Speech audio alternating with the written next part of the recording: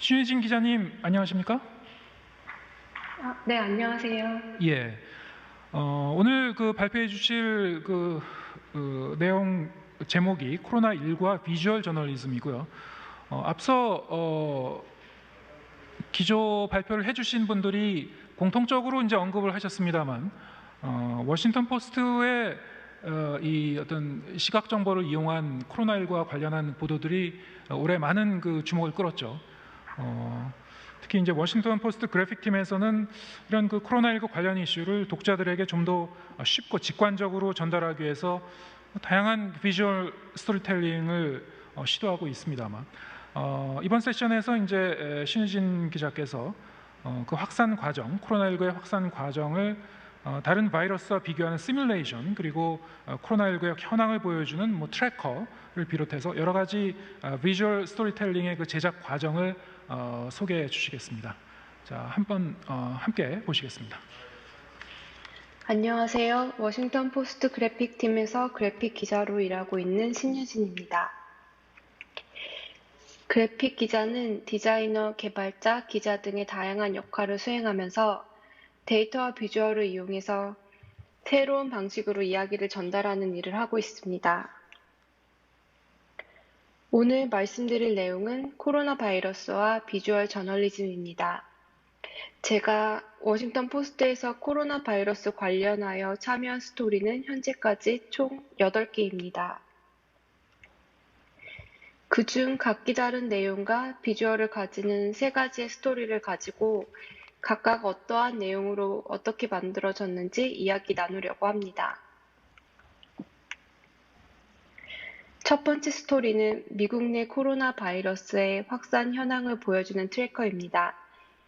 페이지를 살펴보도록 하겠습니다.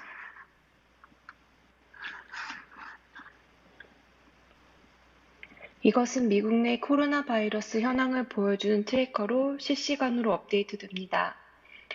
보시다시피 10월 19일자로 총 21만 9천 명 이상이 사망했다고 나와 있습니다. 첫 번째 비주얼은 지역별로 인구 10만 명당 확진자 수를 보여주고 최근 확진자 수가 가장 높은 지역부터 순서대로 나열되어 있습니다. 새로운 데이터가 들어오면 지역별 차트의 수치 및 이들의 나열 순서가 자동으로 업데이트됩니다. 각 지역의 확진자 증가세를 비교하기에 용이합니다. 다음은 미국 전체의 1일 확진자 증가 현황을 확인해 볼 수 있습니다. 현재 확진자 수가 다시 증가하는 것을 볼 수 있습니다. 이와 더불어 각 주별 확진자 증가 현황도 좀 더 자세히 확인할 수 있도록 되어 있습니다.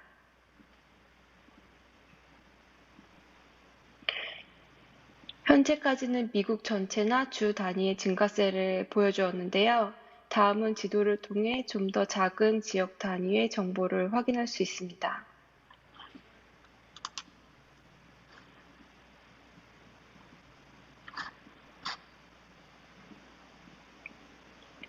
이 외에도 각 지역별 코로나 바이러스 테스트 현황이나 코로나 바이러스로 입원한 현황에 대한 정보를 함께 제공하고 있습니다. 그럼 이 스토리를 만들면서 고려했던 점에 대해서 좀 더 자세히 이야기 나누도록 하겠습니다. 우선은 코로나 바이러스의 확산 현황을 트래커가 단지 숫자를 전달하는 대시보드로 그치지 않고 스토리로서 전달할 수 있도록 고려하였습니다.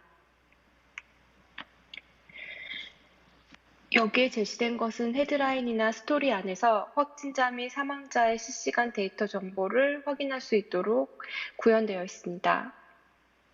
따라서 숫자와 함께 이와 관련된 맥락을 제공할 수 있게 됩니다. 이 비주얼의 경우에는 단지 각 지역별 정보를 보여주는 것에 그치지 않고 최근 확진자 수가 높은 지역부터 차례대로 보여주어 최근 확진자가 높은 지역을 쉽게 확인할 수 있도록 좀 더 분석적인 정보를 함께 제공하고 있습니다.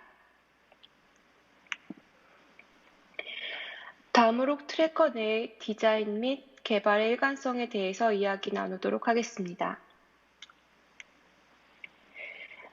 다음의 경우 각 지역별 차트가 비슷한 디자인과 정보를 보여주고 있습니다. 각각의 차트를 개별적으로 만드는 것이 아니라 데이터에 의해 업데이트되는 차트를 하나의 컴포넌트로 만들어서 이 컴포넌트가 재이용이 되게 디자인되었습니다. 이러한 컴포넌트는 하나의 페이지 안에서 여러 번 이용될 뿐 아니라 저희가 운영하고 있는 월드 트래커나 다른 다양한 트래커에서 함께 이용이 되었습니다. 따라서 차트 안에 어떤 새로운 정보를 보여준다거나 데이터 시각화의 디자인을 업데이트한다고 할 때 하나의 컴포넌트만 업데이트하면 여러 개의 트래커 안의 내용이 함께 업데이트 될 수 있는 시스템입니다. 이렇게 시스템을 만들어 놓음으로써 여러 개의 트래커 안에서 디자인의 일관성을 유지할 수 있고 개발 및 유지가 좀 더 용이해지게 됩니다.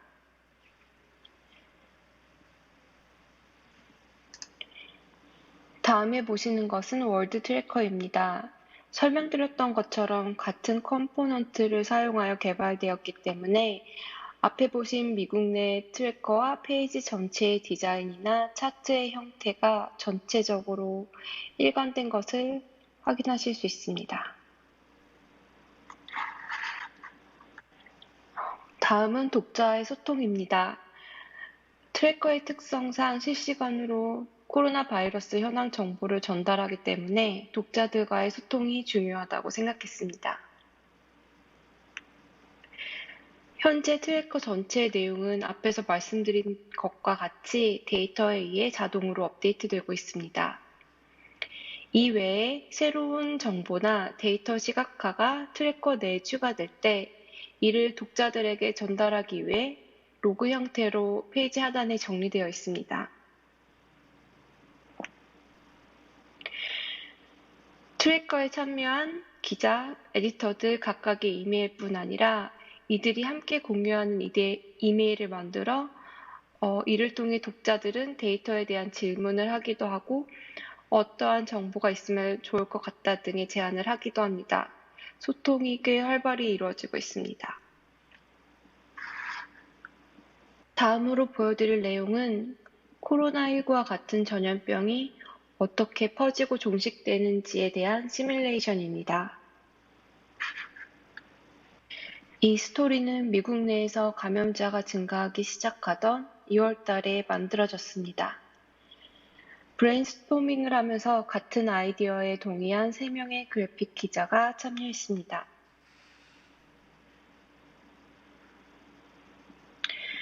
화면에 4,000개의 회색 점이 보이는데요. 이는 제한된 4,000명의 인구를 의미합니다. 빨간 점은 감염자를 의미하고 이렇듯 한 명이 감염되었을 때 제한된 인구 내에서의 확산을 시뮬레이션 하였습니다. 이 인구는 백신이 없이 감염에 취약한 것으로 가정하였습니다.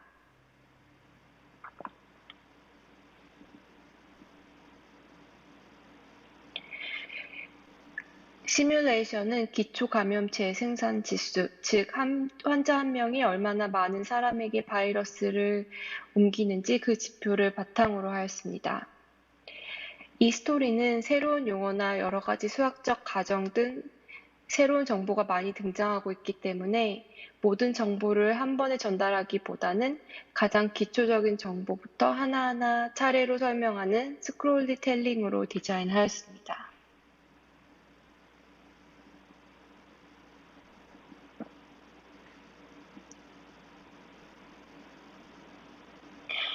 다음은 코로나19 바이러스가 확산되면서 회복되거나 사망하는 것을 보여주는 시뮬레이션입니다.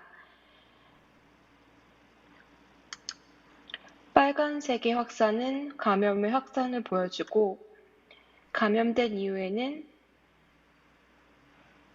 회복하거나 사망하게 됩니다.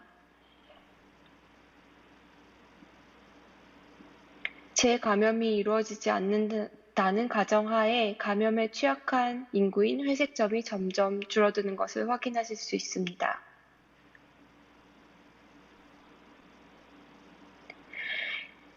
이처럼 감염에 취약한 인구가 점차 줄어들기 때문에 유효 재생산 지수가 감소하고 이것이 1 이하가 되면 감염의 확산이 멈추는 것을 볼 수 있습니다.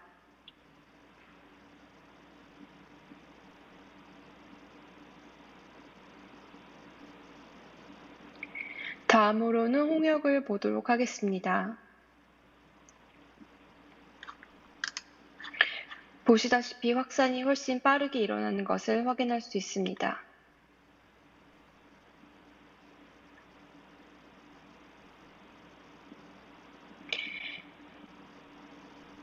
에볼라를 보면 확산 속도는 상대적으로 느리지만 치사율이 굉장히 높은 것을 알 수 있습니다. 이와 같이 코로나19의 확산 및 종식의 시뮬레이션은 홍역과 에볼라와 비교를 통해 좀 더 시각적으로 쉽게 확인할 수 있습니다.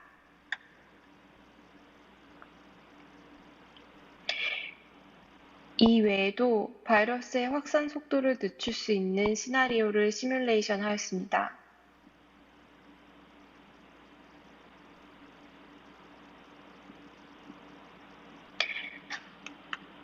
다음은 마스크를 착용한 경우인데요. 노란색 점들이 마스크를 착용한 인구입니다.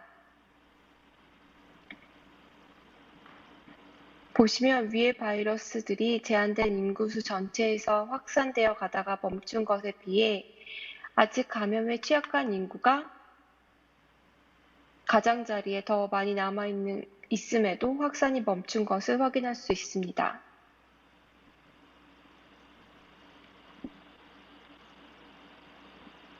다음은 격리가 이루어지는 시나리오입니다. 확진자가 나왔을 때 격리가 효과적으로 이루어지면 바이러스에 노출되는 인구가 줄어들면서 더 이상 확산이 되지 않는 것을 보여주고 있습니다.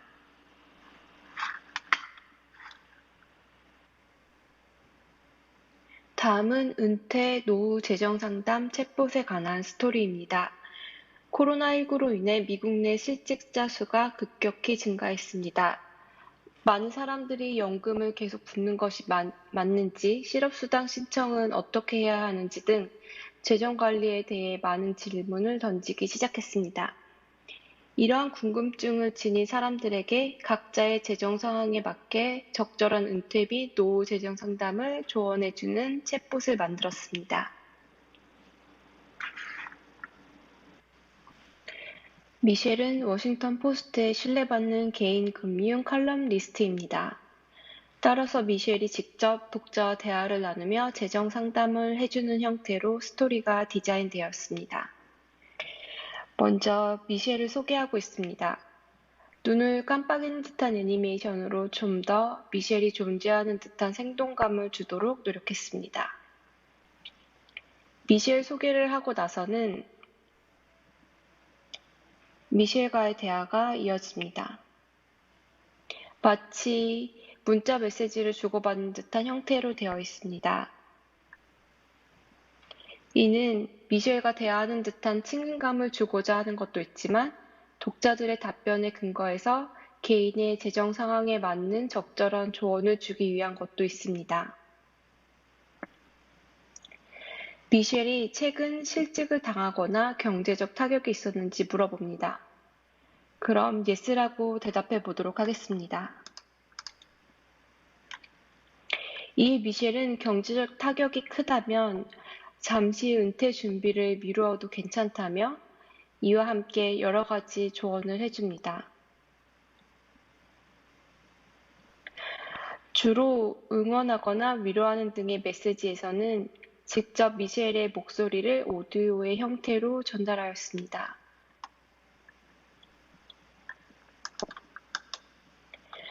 아직 은퇴 준비에 대한 직접적인 조언이 필요하지 않다고 한다면 대화가 마무리되면서 독자들에게 가장 많이 들었던 질문과 이에 대한 답이 이어집니다.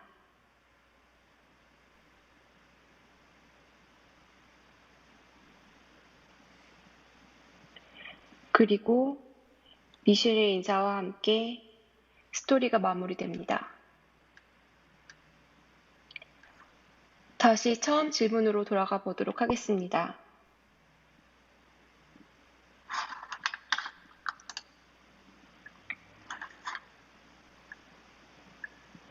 이전과는 다르게 노라고 대답해 보도록 하겠습니다.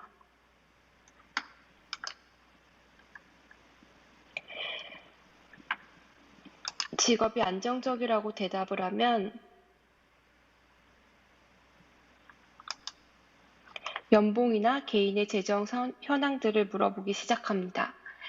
이러한 질문들에 대한 답을 바탕으로 지금 현재 노후 준비, 은퇴 준비가 잘 되고 있는지 미셸이 마지막에 종합적인 상담을 해줍니다.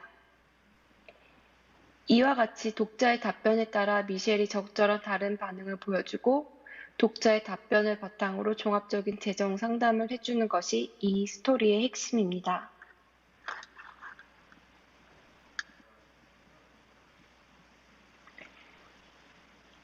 이렇듯 복잡한 챗봇의 로직을 정리한 방법에 대해 이야기를 나누어 보겠습니다. 우선 이 그림과 같이 순서도가 바탕이 되었습니다.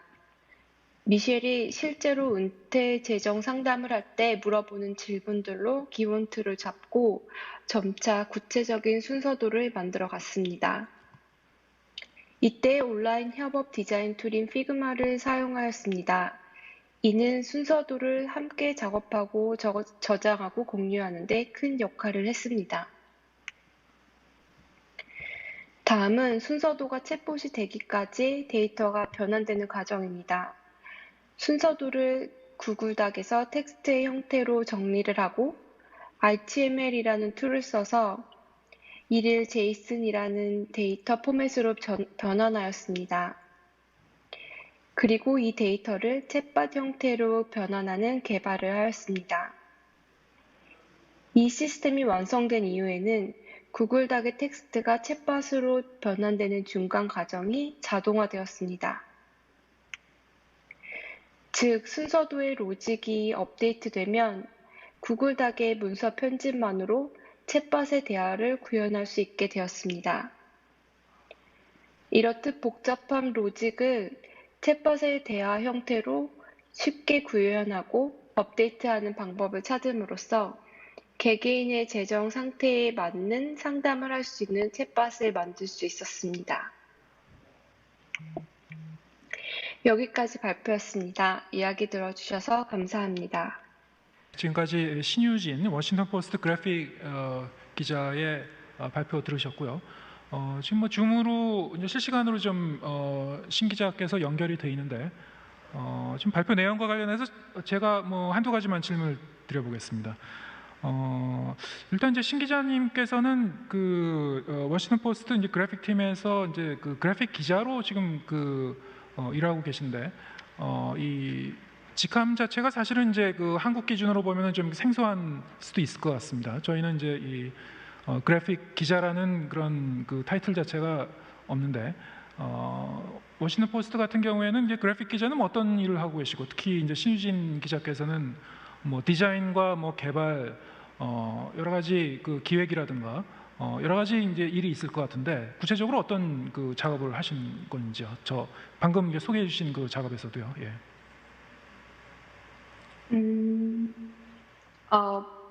맨 처음에 소개시켜드렸던 것 같이 저 같은 경우에는 디자이너와 개발자 그리고 기자로서의 역할을 동시에 수행을 하고요. 저희 팀 같은 경우에도 다들 모든 다양한 역할을 수행할 수 있는 그래픽 기자들로 구성이 돼 있고 그리고 다들 백그라운드가 다양합니다. 저 같은 경우에는 기계공학을 전공을 했고 그 외에 디자인을 전공하거나 아니면 언론이나 혹은 컴퓨터공학 다양한 전공을 가진 팀원들이 모여서 비주얼을 중심으로 해서 뉴스를 전달하는 일을 하고 있습니다. 네, 지금 뭐 말씀해 주신 것처럼 외국 같은 경우는 이제 우리나라와 달리 이 그 디자인적인 부분을 저희가 데이터 저널리즘이나 이제 그 언론 행위에서 상당히 이제 통합적으로 다른 이 직종의 분들 기존에 이제 이 취재하고 이제 글을 쓰는 기자와 함께 되게 좀 굉장히 유기적으로 그 작업을 할 수 있도록 이 구조적으로 좀 만들어져 있는 것 같고요. 방금 그 발표를 통해서 이제 소개해 주신 부분이 뭐 여러 가지 컨텐츠가 있었습니다만, 특히 그 중에서도 이제 그 코로나19의 이제 시뮬레이션, 확산 과정을 시뮬레이션한 부분들이 특히 이제 주목을 많이 끌었던 것 같거든요. 일반적인 그 그래프를 그릴 때, 차트를 그릴 때와는 좀 그 제작 과정도 상당히 좀 많이 차이가 났을 것 같고요. 그리고 이 시뮬레이션 그의 어떤 알고리즘일까요? 뭐라고 표현해야 될지 잘 모르겠습니다만, 그 이 확산돼 가는 그 원리와 그 알고리즘 자체를 개발하시는 분, 디자인하시는 분들이 또 확실하게 알고 하셔야 될 것 같습니다. 구체적으로 뭐 어떤 도구를 사용해서 어떻게 좀 만드셨는지 조금만 더 부연 설명해 주시면 감사할 것 같습니다. 시뮬레이션 같은 경우에는 그래픽 기자 3명이 함께 참여를 했고요. 툴의 경우에는 D3JS라는 툴을 주로 사용해서 웹GL을 가지고 구현을 했습니다. 그래서 4,000개의 점을 비주얼라이제이션을 할 수 있었고요. 그리고 알고리즘 같은 경우에는 저희가 직접 개발을 했습니다. 저희가 기본적으로 감염 재생산 지수에 의해서 감염이 확산되는 것에 대한 모델에 대한 이해는 있었는데, 이를 어떻게 하면 독자들에게 좀 더 쉽게 전달하고, 그리고 어떻게 하면 직관적으로 이해시킬 수 있을까에 대한 고민을 했기 때문에 다른 바이러스와 비교를 했고요. 구체적인 어떤 기초 감염 재생산수나 치사율이나 그 외 모델 관련된 자문은 캐나다의 데이비드 피스만 교수님과 함께 상의를 해서 모델의 기초 과정과 그리고 저희가 알고리즘을 적절하게 반영을 한 게 맞는지에 대한 토론을 계속 진행을 하면서 개발을 했습니다. 네. 저희가 뭐 시간이 이제 제한되어 있기 때문에 여기까지만 대화를 나눠야 될 것 같고요. 워싱턴 포스트의 컨텐츠가 올해 여러 가지로 주목을 끌었습니다만, 한국을 비롯해서 저희 국내에도 관심을 갖고 계속 작업을 하고 계시는 분들이 있으니까요. 이렇게 지금 신유진 기자께서 소개해 주신 그런 모델을 이제 저희도 이제 벤치마킹해서 앞으로 더 좀 입체적이고 그냥 설득력 있는 컨텐츠를 만들 수 있는 그런 계기가 됐으면 좋겠습니다. 자, 오늘 말씀 감사합니다. 감사합니다.